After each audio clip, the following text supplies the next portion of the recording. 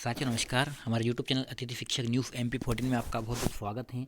आज हम आपके लिए एक बहुत महत्वपूर्ण बड़ी अपडेट लेकर आए हैं कि अभी अभी मध्य प्रदेश शासन की ओर से राजपत्र जारी किया गया है और यह राजपत्र अतिथि शिक्षकों के लिए एक जो बहु प्रशिक्षित या यूँ कह सकते हैं कि बहुत समय से जिसका अतिथि शिक्षक साथी इंतज़ार कर रहे थे। हमने ज्ञापन दिए, आंदोलन किए, लेकिन सरकार ने हमारी बात को नहीं सुना। लेकिन आज अचानक से 30 दिसंबर 2024 को राजपत्र जारी होता है और उसमें अतिथि शिक्षकों की मांगों को जगह दी जाती है। क्या कुछ राजपत्र में दिया गया है, जानने से पहले आपसे रिक्वेस्ट है कि आपने हमारे चैनल पर पहली बार विजिट किया है तो हमारे चैनल को सब्सक्राइब कर लें और अपने साथियों के साथ में इसको शेयर करें ताकि उनको भी इसकी जानकारी मिल सके। तो आइए देख लेते हैं। आप देख सकते हैं मध्य प्रदेश राजपत्र असाधारण प्राधिकार से प्रकाशित किसके संदर्भ में है, आप देख सकते हैं। स्कूल शिक्षा विभाग, मंत्रालय, वल्लभ भवन, भोपाल दिनांक 27 दिसंबर 2024। मतलब ये जो जानकारी थी ये राजपत्र 27 दिसंबर को ही प्रकाशित हो चुका था, लेकिन वायरल कल हुआ है। मतलब ये है क्योंकि ये साइट पर अपलोड बाद में किया गया, लेकिन इसको जारी पहले कर दिया गया था। आप देख सकते हैं क्या कुछ इसमें नया है। क्रमांक F159 2018 20(1) भारत के संविधान के अनुच्छेद 309 के परंतु द्वारा प्रदत्त शक्तियों का प्रयोग में लाते हुए मध्य प्रदेश के राज्यपाल एतद द्वारा मध्य प्रदेश राज्य स्कूल शिक्षा सेवा शैक्षणिक संवर्ग सेवा शर्त एवं भर्ती नियम 2018 में निम्नलिखित संशोधन करते हैं। अर्थात ऐसा इसलिए क्योंकि ये जो भर्ती नियम थे 2018 में बनाए गए थे और उसके बाद में इनको लागू किया गया था, क्योंकि 2018 में ही अतिथि शिक्षकों को जो 25% आरक्षण है वो दिया गया था। साथ ही जो 2 परीक्षाओं के नियम हैं वो बनाए गए थे और अतिथि शिक्षकों को 25% आरक्षण का प्रावधान किया गया था। तो उसी के संदर्भ में ये लेटर हैं और उन जो सेवा नियम पहले बनाए गए थे शैक्षणिक संवर्ग के उसमें संशोधन किए गए हैं। तो आइए देख लेते हैं क्या क्या संशोधन किए गए हैं।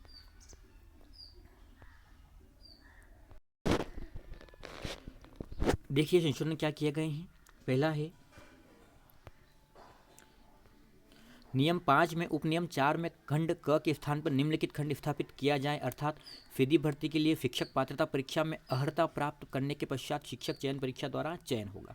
तो ये पहले भी था, इसमें कोई संशोधन नहीं किया गया है। लेकिन पहले 2018 वाले जो नियम थे उसमें चयन परीक्षा का कोई जिक्र नहीं था। 2018 की जो भर्ती थी वो एक परीक्षा के माध्यम, मतलब केवल चयन परीक्षा के बिना, या यूँ कैसे कहें कि केवल और केवल पात्रता परीक्षा के आधार पर नियुक्तियां दी गई थी। उसके बाद में 2020-21 से ये नियम जोड़े गए जो 23 में लागू किए गए थे। मतलब चयन परीक्षा अब देना होगी। दूसरा नियम हम देखें, नियम 8 में प्रारंभिक पैराग्राफ में शब्द शिक्षक पात्रता परीक्षा के स्थान पर शब्द शिक्षक पात्रता परीक्षा में अर्हता प्राप्त करने के पश्चात शिक्षक चयन परीक्षा स्थापित किया जाए। मतलब जो केवल अर्हता प्राप्त परीक्षा थी उसके स्थान पर अब चयन परीक्षा शब्द लिया जाएगा। अगला जो नियम था नियम 2, उपनियम 1 में खंड क के स्थान पर निम्नलिखित खंड स्थापित किया जाए। अर्थात अभ्यर्थी ने चयन परीक्षा हेतु जारी विज्ञापन वर्ष की 1 जनवरी को अनुसूची 3 के कॉलम 3 में निर्दिष्ट आयु प्राप्त कर ली हो, किंतु उक्त अनुसूची के कॉलम 4 में यथा निर्दिष्ट आयु प्राप्त न की हो। मतलब ये आयु से संबंधित है। इसके बारे में जो विस्तृत जानकारी है वो विज्ञापन जारी होने के बाद पता चलेगा। अब आरक्षण के बारे में बताया गया है। रिक्त पदों के 37 आरक्षण निम्नानुसार होंगे। महिलाओं के लिए 50% आरक्षण पहले से लागू किया गया है जो वर्गवार होता है। भूतपूर्व सैनिकों के लिए आरक्षण 10% किया गया है। साथ ही दिव्यांगजनों के लिए जो आरक्षण है वो 6% पद दिव्यांगजनों के लिए आरक्षित होंगे। शायद पहले 5% होता था। उसके बाद हम आगे जो देखें, मेन जो बात है अतिथि शिक्षकों के लिए वो ये है,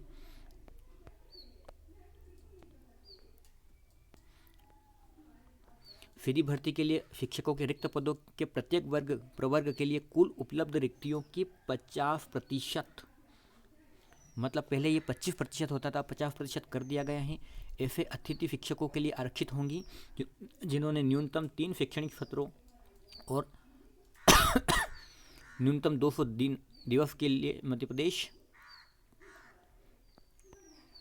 शासन द्वारा संचालित वो कि वही है जो पहले था, शासकीय विद्यालय में अतिथि शिक्षक के रूप में कार्य किया है, परंतु अतिथि शिक्षक के लिए आरक्षित पदों की पूर्ति नहीं होने की स्थिति में रिक्त पदों के अन्य अभ्यर्थियों से किया जाएगा। ये सारे नियम पहले ही थे, लेकिन जो 50% का नियम था वो पहले नहीं था, अब जोड़ दिया गया है। पहले अतिथि शिक्षकों को केवल 50%, माफ़ कीजिए 25% आरक्षण मिलता था। उपलब्ध पदों का 25% मतलब 100 में से केवल और केवल 25 पद मिलते थे, उसको 50% कर दिया गया है।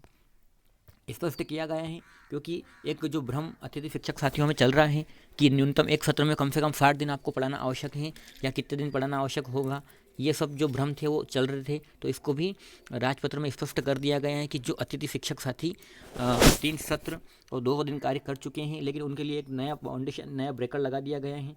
न्यूनतम 3 शैक्षणिक सत्र केवल तभी पूर्ण माने जाएंगे जब प्रत्येक सत्र में न्यूनतम 30 दिवस अतिथि शिक्षक के रूप में कार्य किया गया हो। इसके अलावा तीनों सत्रों का कुल अध्यापन अनुभव 200 दिवस है, मतलब 3 सत्र में 200 दिवस तो होना चाहिए, पर प्रति सत्र भी कम से कम 30 दिवस या 1 महीना या 30 दिवस का आपका बिल जनरेट होना चाहिए। 1 महीना से 30 दिवस से मतलब है आपको 30 दिवस का जो पेमेंट है वो मिला।